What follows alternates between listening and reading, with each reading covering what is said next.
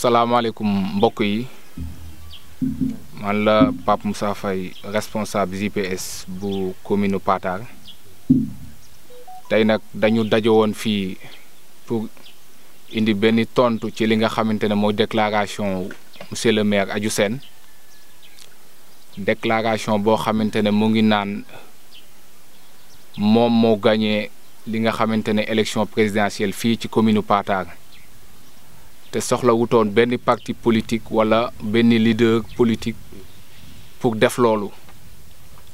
muy ay kaddu yoo xamante ne ñu ngi koy ñaawlu ba fu ñaawlu yem muy ay kaddu yu ñàkk worma ay kaddu yoo xamante ne amul benn respect ci ñi nga xamante ne ñoo nekkoon ci parti Pastef di ci liggéey boobu ba léegi mu nekkoon liggéey ba nga xamante ne yombutoon parce que parti bi mu ngi juddu fii depuis 2016 ñu nekkoon boobu ba léegi ci ay installation cellule dem ci li nga xamante ne mooy population bi village yëpp pratiquement teg nañ fa suñu ay tànk teg fa li nga xamante ne mooy ay cellules ci la plupart des villages même fi nga xamante ne sax amuñu fa ay cellules amoon nañ fa ay ndaw yoo xamante ne ñoo fa toggaloon parti bi parti bi nag njëkk a dem élection li nga xamante ne mooy localu janvier 2022 mu nekkoon suñu première participation ñu bokkoon ci parti yi nga xamante ne nag ci coordination yi nga xamante ne ci département bi participer woon nañ ci ñu jafe woon trop parce que boo demee ci yeneen communes yi Pastef participer wutoon même boo demee au niveau départemental à Diourbel Pastef demutoon ñu demaat élection aussi législative yi en juillet 2022 ñu gagné woon li ci ëpp ci ay centre de vote bi ci gën a fës mooy centre bi gën a mag ci li nga xam ne mooy commune bi muy centre Darou Sambe bi nga xamante ne mu ngi def plus de 1000 votants mu nekkoon lu am solo ba ñu jógee foofu parti bi toogul continuer di liggéey mais également ñu dem ci li nga xamante ne mooy élection présidentielle bu mars 2024 ñu amalaat liggéey bu am solo liggéey boobu nag malgré suñu moyens yi nga xam ne néew na trop parce que parti Pastef gars yi xam nañ ni nga xamante ne noonu lay doxee parti la boo xamante ne du day yëkkati alal bu dul jeex di jox askan wi lan la am un projet ba nga xam ne da ko présenté li nga xam ne mooy askan wi ñu dem projet boobu nag ñu téye ko di ko expliquer li nga xam ne mooy askan wi ba li ëpp ci askan wi ñu gëm projet boobu adhéré ci moo ñu may ndam lii ñu am ci élection yi avec pourcentage bu am solo 65%. même au niveau national sax pourcentage boobu amu ko parce que au niveau national ñu ngi am 58,28%. am ku jóge fële nag rallié tardivement muy le maire Adiou Sène mu ñëw ne moom moo gagné élection yooyu ci biir commune bi loolu ñu jàppe ko manque de respect boo xamante ne kenn mënu ko natt koo xamante ne bi mu ñëwee le coordinateur daf ko accueillir à bras ouverts ne ko nañu ànd campagne en toute symbiose kenn siisu leen kenn xatalu leen malgré fu ñu mënoon dem dañu naan kii nii di maire bi moo leen di yàqal parce que moom ba mu faloo ba léegi kenn gisatu ko boo mënoo ko woo téléphone jot ko mënoo dem ci fi nga xamante ne mooy siège ba nga gis ko kon kii boo leen àndee ak moom da leen di yàqal ñun nag parti bi defoon nañ xayma bu am solo yaakaaroon nañ ni ci commune bi mën nañ fa am pourcentage bu àgg 70 jàpp 75%. kon jàpp nañu bu ñu cité ba 65% ñëw bu mu ñëw maanaam effet négatif effet buy yàq la fi indee parce que koo xamante ne dañ la accueillir ànd ak yow campagne ba gagné nga ñëw ne ndam loolu sa ndam la loolu ñàkk a weg ak ñàkk a respecté ñi nga xamante ne ñooy patriotes yi nekk ci biir commune bi la. te loolu nag mën nañ ne dafa lancer les hostilités parce que yàgg nañoo gis ay faayam yàgg nañoo gis loo xamante ne mënoon nañ taxaw def point de presse comme nii wala ñu def ŋàññi sa gestion. mais defuñ ko woon parce que àndoon nañ ànd bu rafet mais comme moom tenir na discours ba nga xam ne c'est un discours clivant boo xamante ne day xaajale nee nañ ko nag nañ ci dem nañ politique dàqoo ñu ko te di nga xam ne kan moo teg loxo ci biir commune bi. ñu ngi jëm ci ay élection bu soobee yàlla fi ak ay weer li mu wax ne dinañ ko weddi ba mu leer nañ ci ay résultats nag nañ ko wax ne parti bi ba mu juddoo ba léegi chaque élection pourcentage bi day yokku day màgg. En plus li nga xamante ne mooy le phénomène Ousmane Sonko et la volonté de changement bi nga xamante ne askan wi amoon nañ ko moo waral ndam lii tey kon nit bu jógee fële moom ak ay askanam te ñoom ñoo doon xeex projet bi ñun dañ daan gis seeni ay publication ñoom ñoo doon saaga Ousmane Sonko mais également ñoom ñoo doon xas Ousmane Sonko ak seen leader di ñu xas mu nekkoon lu métti demoon nañ sax ba bëgg a def fii benn caravane ñoom ñoo dem boole ñu au niveau des autorités ba ñu gantal caravane boobu te caravane boobu nekkutoon lu dul gën a wàcc gën a jàppale parti bi kon ñooñu buñ bàyyee à quelques encablures des élections ñu ñëw rejoindre li nga xamante ne mooy coalition bi mën nañ jàpp ne par intérêt lañ ko defee mais nekkul ne par gëm Ousmane Sonko wala gëm projet PASTEF te ñun sax ñun ñoo soxlawul di liggéey ak koo xamante ne dañ ko laal ci ay rapport semencier 2017 2018 dañ ko fi tudd ci marché boo xamante ne dafa présenté 3 entreprises yu bokkul ci benn turam muy turu aju seen kon kooku au moment ba nga xamante ne président bi day woote jubal jubbanti kon kooku soxlawu ñoo liggéey ak moom parce que président Ousmane Sonko premier ministre Ousmane Sonko ak président Bassirou Diomaye dañ ne ñoom képp ku ñuy liggéeyal day fekk sa ay loxo set. gestion gabésique wala une gestion frauduleuse ci li nga xamante ne mooy alalu askan wi yàgg nañoo gis lu bëri loo xamante ne doxalin bu ñu war a ñaawlu la mais génnuñu woon wax muy gis nañu fii nawetaan yi amoon na fi problème moom ak ay ndawam di xeex nawetaan yi pour nawetaan yi daanu pour ñu mën teg seen coordination bi nga xamante ne coordination des jeunes la mën a teg ay tournoi boo xamante ne day def propagande seen mouvement loolu yëpp di rey li nga xamante ne mooy mouvement nawetaan te mouvement nawetaan nekk loo xamante ne état moo ko moom état moo koy financé à travers le conseil communal de la jeunesse ak yu bëree yoo xamante ne mën nañ toog fii ba suba di ko wax pour ñu mën a yem foofu bu fekkee amaat nga beneen question ñu ngi lay xaar. maa ngi tudd Dame Ndiaye nekk le porte-parole donc du parti PASTEF au niveau de la commune de Patar donc tey nag dañ fay daje woon pour am benn waxtaan boo xam ne bëgg nañ ko waxtaan ak waa Sénégal yu ñëpp waa Ndiarème waaye aussi waa Patar donc ñuy def benn conférence de presse boo xam ne daanaka mën nañu wax ne dañuy tontu ki nga xam ne mooy monsieur le maire Adji Sène bi nga xam ne mën nañu wax ne bi élection yi desee 13 jours bi ñu waree fal Bassirou Diomaye ci la ñëw waaye dafa mel ni daal moom nee na lépp moo ko liggéey waaye ñuy fàttali rek ne PASTEF Patar ba mu existé mooy ba mu amee ba mu sampoo ci commune de Patar mën nañu wax ne depuis 2016 la kon PASTEF Patar bokk na ci ñi nga xam ne localité yi nga xam ne ñoo njëkk a adhéré ci projet bi ñoo njëkk a ànd ak Ousmane Sonko booba ba léegi ki nga xam ne mooy monsieur le coordonnateur Ngour Faye nekkoon njiit bi ba léegi mooy njiit kon PASTEF yàgg na fi waaye PASTEF nekk fi woon rek parce que mënoon nañu wax ne PASTEF nekk na fi mu nekk fi te yu bëri duñ ko def waaye PASTEF ba fi nekkee li Ousmane Sonko digle woon waaye li parti bi digle woon dañ cee nekkoon mooy lan mooy la massification mooy yaatal fexe ba ko commune bi yëpp adhéré noonu nag nañ doon defee li ñuy waxee monter ay cellules mooy village bu ñu dem danañ fa fexe ba mu am ñoo xam ne dañuy naan ñoo fay Ousmane Sonko bu nekkoon ab réew dañuy naan ñoom ñooy les ambassadeurs de Ousmane Sonko noonu lañ ko def au niveau de la commune de Patar kon loolu vraiment mun nañu wax ne nekk lu ndaw daanaka mun nañu wax ne suñu liggéey bu am solo sax moo tax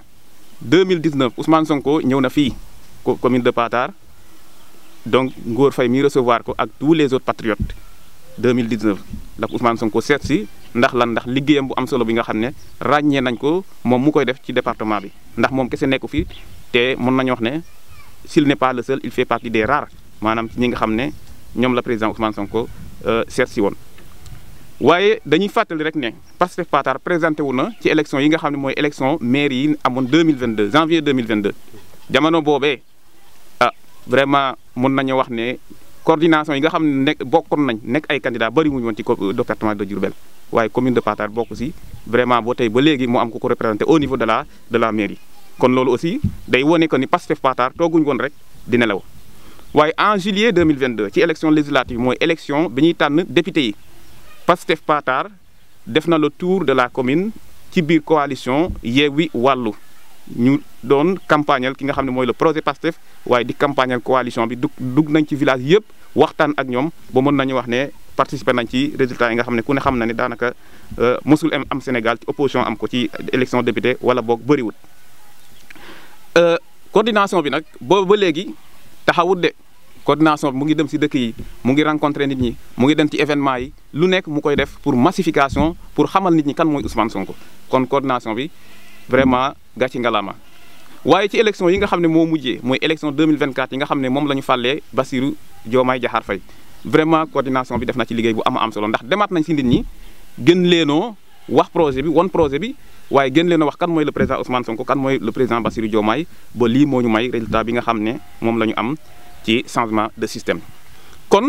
mën nañu wax ne ndam li nga xam ne moom la Pastef am ci Sénégal waaye ñun fi ñu concerné mooy la commune de Patar mooy liggéey boobu nga xam ne énuméré naa ko fii muy depuis 2019 ba fi mu nekk nii ñu koy liggéey mën nañu wax ne liggéey boobu moo waral li am tey au niveau de la commune de Patar moo waral waa commune de Patar dem ba xam ne Ousmane Sonko mii kat li mu yore moo mën a développer Sénégal projet Pastef bii moo mën a développer Sénégal. kon ki nga xam ne mooy monsieur le maire Adiou Sène bu xaaree ba élection yi des loo xam ne motul sax 2 semaines 13 jours 14 jours mu daal di ñëw ne moom daal ñun dañoo jàpp ne yab projet yab waa patriotes yi Sénégal yëpp yab le président Ousmane Sonko moo tax mu ne 14 ci 13 jours wala 14 jours ci lañ liggéey lii quoi ci lañ ndam lii ci lañ ko am. alors que depuis des années ñu ñuy maltraité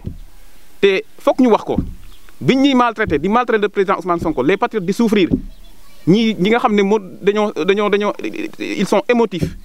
dem sax booy jooy ndax xam ne lii injustice la boobu ñooñu ñi ànd ak ki nga xam ne mooy monsieur le maire ñu ngi ñu doon reetaan di ñu saboté di ñu def lu nekk ñu koy def jamono boobee bu affaire bi des 13 jours ñu xam ne fi mu nekk nii lépp sotti na ñu ñëw bokk ba ñëwee dañ leen a xejal xataluñu leen ñun mosuñoo def conférence de presse mosuñoo bind wax leen dara mag nag dañ ne buñ la suturaalee boo amee sutura yaa ko may sa bopp comme moom nag dem na boy naan day revendiquer bëgg a wax ne ñun daal duñu dara soxlawuñu ñun en tant que parti Pastef ñi nga xam ne ñoo nekk Patar soxlawul benn leader pour gagner commune de Patar te loolu aussi damay naan c'est une insulte daanaka mën nañu wax ne yab commune de Patar la sax parce que day mel ni commune de Patar daal moom moo leen jàpp si ab buum fu mu leen neex mu yóbbu leen alors que commune de Patar ay nit de valeur ay ñoo xam ne dañoo am conviction am lu ñuy gëm xam lu baax ñu xam ne Ousmane Sonko moo baax ñu xam ne projet de Pastef moo baax ñu adhéré mu ne moom moo liggéey loolu duñ ko nangu tey duñ ko nangu ëllëg duñ ko nangu tey duñ ko nangu ëllëg à partir de maintenant nag monsieur le maire Adiou Sène moom xam na man je suis un conseiller municipal boo xam ne Pastef laa bokk man tundum maa nekk ci mairie ba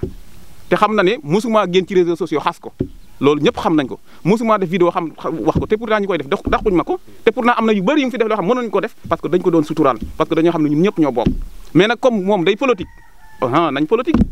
nañ politique à partir de maintenant moom bu génnatee danañ génn loolu moom nañ ko ñëpp xam li nag politique la amuñu ak moom benn problème fu ñu dajeeg moom dañ nañ ñun teg moom jàmm ak salaam mais dans la politique aussi ci langue politique moom dañuy politique kon monsieur Adiou Sène na xam ne liggéey bii patriotes yi nga xam ne ñoom ñoo joxe seen bakkan dee ñu suuli leen liggéey bi patriotes yi nga xam ne ñoo ñàkk seen liggéey bi patriotes yi nga xam ne ñoom lañ doon tëj liggéey bi ñun ñi nga xam ne ñun ñoo nekk commune de Patar bu ñu doon dem manifestation di manifester ñun ñuy reetaan ñun ñii ñoo waral résultat yi waaye du monsieur le maire Adiou Sène mi nga xam ne à 13 jours des élections ci la ñëw ba mu xamee ne Macky Sall pare na Macky Sall bàyyi na lépp Macky Sall libéré na ñëpp ñuy xaar Ousmane Sonko ak Bassirou Diomaye génn moom mu ñëw ne waaw man maa liggéey loolu duñ ko nangu tey duñ ko nangu ëllëg kon mën nañu wax ne lii rek lañ fi bëggoon wax di sant ñëpp di sant waa presse bi di sant vraiment le coordinateur de son engagement di sant également le doyen Baye Thiako nga xam ne vraiment depuis lors mu ngi ci projet bi di ci def am liggéey bu am solo di sant également le coordinateur donc de la JPS Pape Moussa vraiment ci engagement di sant ñu fi teew ñëpp asalaamaaleykum wa rahmatulahi taala wa barakatuh. Donc bonjour très chers patriotes de Patar, on vous remercie de la présence. Je suis le coordinateur Pastef Patar, M. Ngor Faye. Je voudrais donc faire une déclaration, donc une réplique concernant la déclaration donc, de monsieur le maire Adiou Sène. Mesdames, Messieurs, nous adressons nos salutations et vous remercions de votre présence à ce point de presse de la coordination PASTEF-PATAR. À cette conférence de presse porte sur un seul point, le démenti formel de la déclaration malheureuse et totalement scandaleuse du maire Adiou Sène qui a voulu injustement s'approprier la victoire des patriotes de la commune de Patar de l'élection présidentielle de mars 2024. D'abord, nous tenons à rappeler que le PASTEF-PATAR existe depuis 2016 avec comme coordonnateur M. Ngor Faye. Depuis lors, la coordination n'a ménagé aucun effort pour l'élargissement et la massification avec l'installation des cellules dans les différents villages de la commune. Donc, nous pouvons dire que le PASTEF est le parti le mieux structuré et le mieux représenté. En 2019, le président Ousmane Sonko a rendu visite la coordination de PASTEF-PATAR pour le féliciter du travail remarquable qu'il a abattu lors des parrainages de l'élection 2019. Il est important aussi de rappeler que la coordination de PASTEF-PATAR s'est présentée lors des élections municipales de janvier 2022. D'ailleurs, elle fait partie des rares coordinations qui se sont présentées dans le département de Diourbel. En juillet 2022 également, lors des élections législatives, la coordination a battu campagne pour le parti à travers l'intercoalition Yewalou, ce qui nous a valu des victoires écrasantes dans les plus grands centres de vote. Depuis lors, les résultats du parti dans la commune n'ont cessé de s'améliorer. La coordination ne s'est pas arrêtée en si bon chemin, car avec les récentes élections de 2024, nous avons battu campagne au sein de la coalition Diomaye Président en sillonnant tous les villages de la commune pour porter le projet de PASTEF au pouvoir avec un pourcentage de 65%. Tout ce travail remarquable a été réalisé grâce à l'engagement et aux contributions de tous les patriotes. Nous tenons à les remercier pour leurs efforts non négligeables. Voilà pourquoi la sortie du maire Adiou Sène, qui a fait une déclaration allant dans le sens de vouloir s'approprier la victoire de la coalition Diomaye Président dans la commune relève de la fausseté. En effet, le maire qui a rejoint la coalition 13 jours avant les élections s'est permis de dire qu'il a remporté haut la main les élections de mars 2024 et qu'il n'a pas besoin d'un parti politique ou de se cacher derrière un leader pour gagner la commune. Ce propos inélégant est totalement faux, mérite dans notre part une réaction pour rétablir la vérité. À cet égard, nous tenons à rappeler que cette victoire est celle du peuple et du parti PASTEF. Une victoire obtenue par l'engagement, le dévouement et le sacrifice de tous les patriotes de la commune. Donc, le projet de PASTEF est porté au pouvoir grâce à la constance de tous les patriotes. Pour montrer à quel point il manque de cohérence et de constance dans ses positions, nous rappelons qu'en moins de 2 ans, M. Adiou Sène a participé à 3 élections avec des coalitions aussi différentes qu'opposées et contradictoires. En effet, en janvier 2022, lors des élections locales, sa candidature a été portée par le mouvement And Nawlé. En ce moment, il dénigrait la coalition Benno Bokk Yakaar qu'il va pourtant rejoindre 1 mois après avoir été élu, à la grande surprise de toute la population de la commune. Il restera dans cette coalition jusqu'à 13 jours avant les élections de mars 2024. Ensemble, avec cette coalition Benno, il a décrié le président Ousmane Sonko et tous les patriotes en les traitant de rebelles, de terroristes, de voleurs et de forces occultes pour les discréditer aux yeux des populations de la commune de Patar. Si donc à 13 jours de l'élection du président Bassirou Diomaye Diakhar Faye, M. Adiou Sène décide de rejoindre la coalition Diomaye président, ce n'est pas par conviction, mais plutôt par pur opportunisme. Nous attirons l'attention du président Diomaye et du Premier ministre Ousmane Sonko sur cette grave imposture. Nous demandons au maire qu'il soit à la disposition de la population et qu'il se consacre davantage à leurs problèmes pour honorer les promesses faites lors de la campagne municipale. En définitive, nous réaffirmons cette victoire est le fruit du travail acharné et de nos militants et de l'engagement sans faille de nos responsables. Il est donc inacceptable que le maire tente de s'approprier ce succès qu'il a activement combattu jusqu'à la fin. Nous remercions l'ensemble de tous ceux qui sont venus assister à cette conférence, en particulier la presse, pour leur rôle crucial dans la diffusion de cette vérité. Merci de votre attention.